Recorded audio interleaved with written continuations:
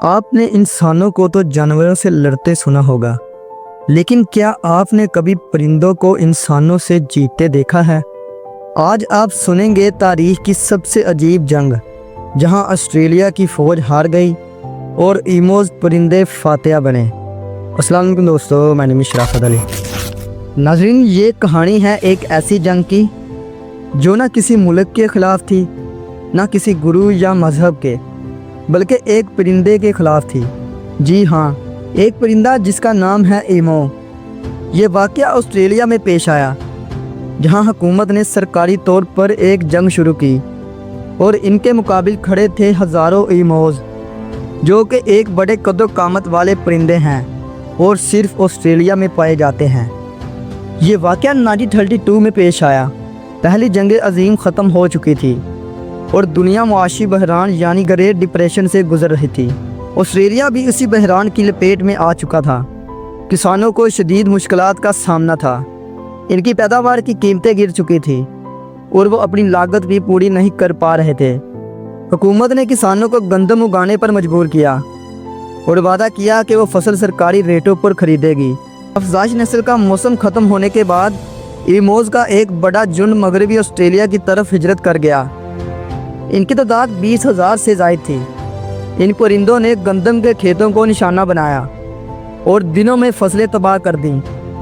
एक ईमोज़ की ऊंचाई तकरीबन 6 फुट तक और वज़न 45 किलोग्राम तक होता है और ये रोज़ाना तकरीबन 2 किलो गंदम खा सकते हैं। किसानों के लिए ये अब एक तबाहकुन मसला बन चुका था।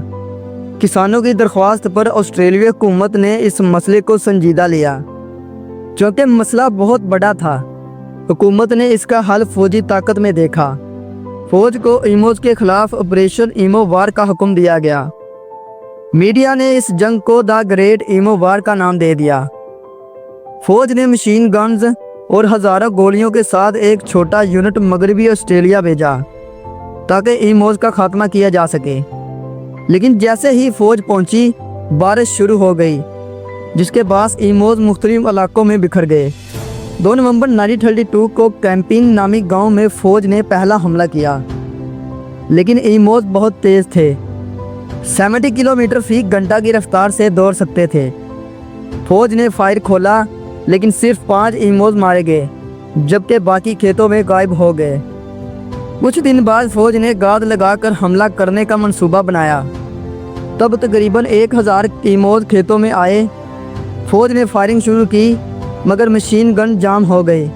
ईमोज़ एक बार फिर बच निकले।